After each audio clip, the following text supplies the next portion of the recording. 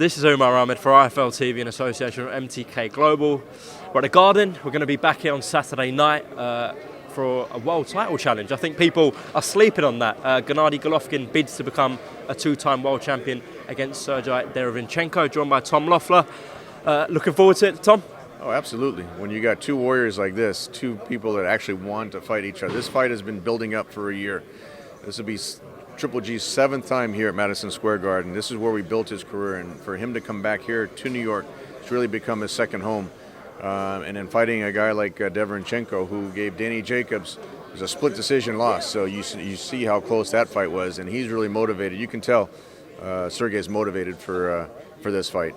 Whoever wins on Saturday night, they're going to be the best middleweight champion in the world. Triple G's going after 2 of his titles that he had before. He wants to regain those titles if he can become a 2-time middleweight champion and then go on another championship run. He had 20 title defenses before. He tied the longest streak for title defenses in the middleweight division. And now he wants to keep going and doing more and more title defenses. But it all starts on Saturday night. Yeah, I think people are overlooking Sergei, especially the wider public, considering his amateur career. As you mentioned, him and Danny Jacobs was a close fight. Danny's one of the best middleweights in the world. So Gennady's got his work cut out. Also, he made an interesting comment. He said that he's slightly scared going to Saturday night. What did you make of that comment from Gennady? Well, that was at the first press conference. I don't think that was a literal translation. I've never seen Triple G scared of anyone, especially not in the boxing ring. But I think that meant more like he's excited. He knows how good of a challenger Sergei is, how qualified, how experienced, and how driven. And so that's really what raises Gennady's motivation to fight the best. And he really looks at Derevyanchenko as a big challenge. Look, you saw a tremendous fight last Saturday night.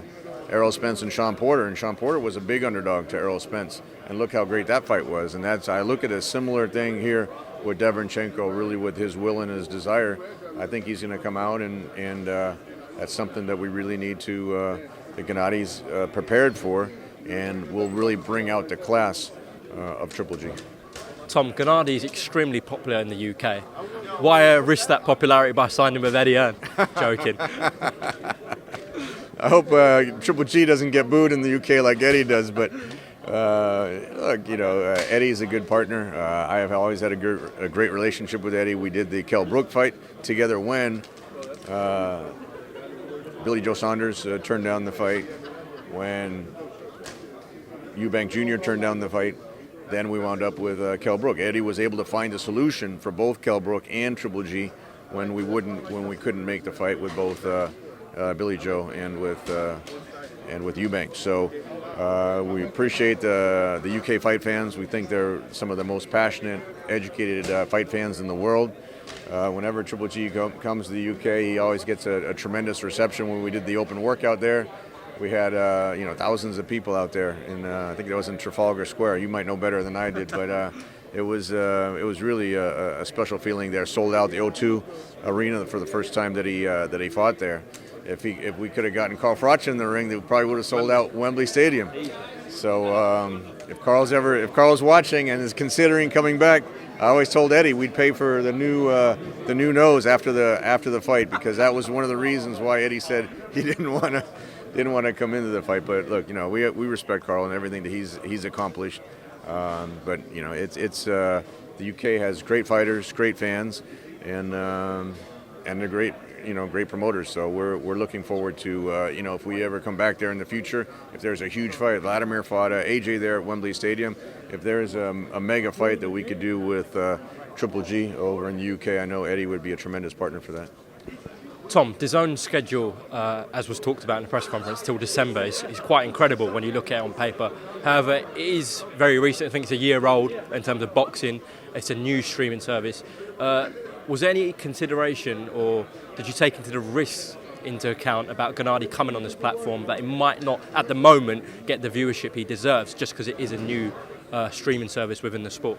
No, DAZN has done a tremendous job in the short time that they've been in existence. As we said at the press conference, they've really established themselves as the leader in boxing with the schedule with the schedule, with the type of fights that they're putting on right now, between this fight here on Saturday night with Triple G, then Usyk next week, then Canelo, and then AJ, and there's so many great fights down the road here just in this fall schedule. You know, you got to respect their accomplishment. They have infused a big financial commitment into the sport of boxing. That's what it takes to get guys into the ring to fight the dangerous fight these days. Is you know, a lot of it does take a lot of financial commitment, and that's what DAZN has been willing to do. And it seems like their model is really taken off with the quality of fights that they're able to deliver. Okay, another guy on DAZN is Canelo. You mentioned his name. What was your understanding of the whole beef, if you like, between Canelo and Oscar? I think it's all resolved now, but what happened there? Do you know anything?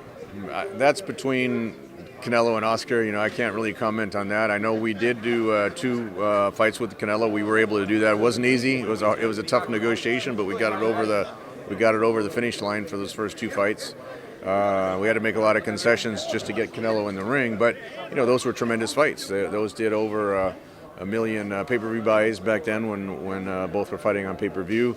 We sold out the T-Mobile Arena both times. So not only were those two of the best boxers in the world, but two of the most marketable boxers. And so you got a great event like Triple G Derevyanchenko, you got a great event like Canelo Kovalev, but when you put Triple G and Canelo together, it's like a whole different situation, because both have huge fan bases, both are wildly popular, both have passionate fans, and they make for great fights, and they're always in a very close fight. We think Triple G won both fights, but you know, you gotta go with what was on the scorecards, and right now he's going to start writing the second chapter of his career on DAZN, getting a couple of his titles back, and going on a second middleweight championship run.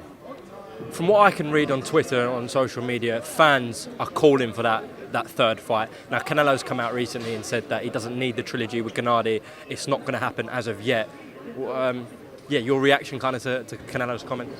Yeah, that's up to Canelo. We can't force him to fight. Look, when he was a champion and he vacated the title in order not to fight Triple G, we couldn't force him to fight. It was actually mandated that he fights Triple G, and then he gave up the title not to fight him. That was the very first time that he was supposed to fight. So I can't comment on that. That's up to Canelo. I do know that the fans want to see it. The media wants to see it. Really, anybody that follows boxing wants to see a third fight. I think that's really like a Pacquiao-Marquez type of trilogy, or even four fights until there's a clear winner. And we thought Triple G won. I know Canelo's trying to convince everyone that he won the second fight and that he got the titles and can move on, but that's really rewriting history. That's not what happened, because if you look at the majority of the people, overwhelming majority of the ringside media, the fight fans, at that time they thought that Triple G won the fight. So it's controversial. You got to give Canelo credit. He definitely fought better the second time than he did the first time. I think he learned a lot from those two Triple G fights. You saw how he took out Rocky Fielding. He should beat Kovalev, moving up two divisions. But again, it's one of those things that I can't control it. It's got to be up to Canelo. Canelo as a fighter, what he's accomplished, we respect that.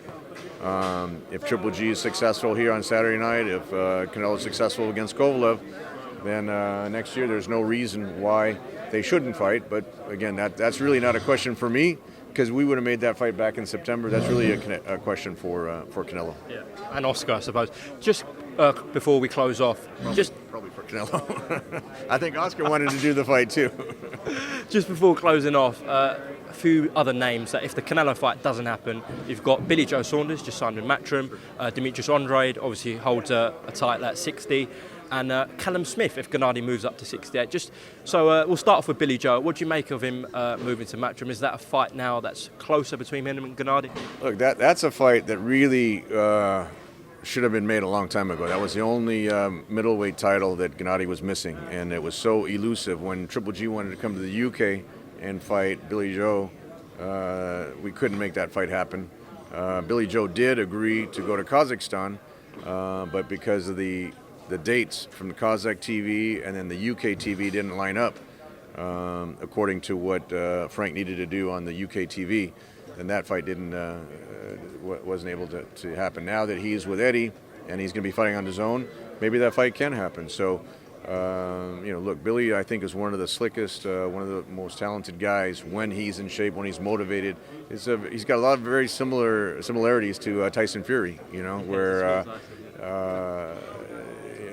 when he's in shape, when he's trained properly, when he's motivated, I think Billy is one of the top fighters in the sport of boxing.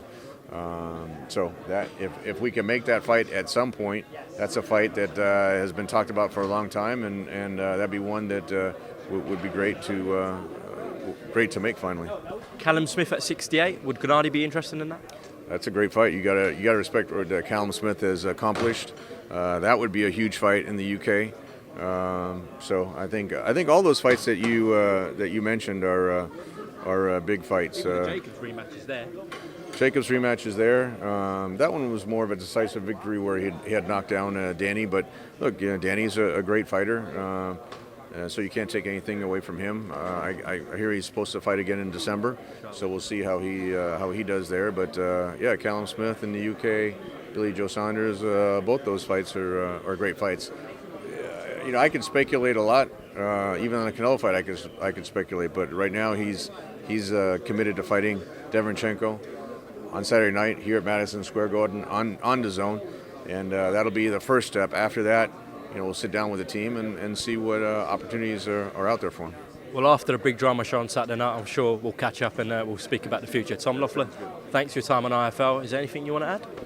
Just tune in, and it'll also be on Sky over in the UK. So that's a big treat for the UK fans to watch a Triple G fight on Sky. It's been a long time since he's fought on Sky, and we're excited about that for the UK fans. I'm sure a lot of people in the UK will be waking up in the early hours of the morning.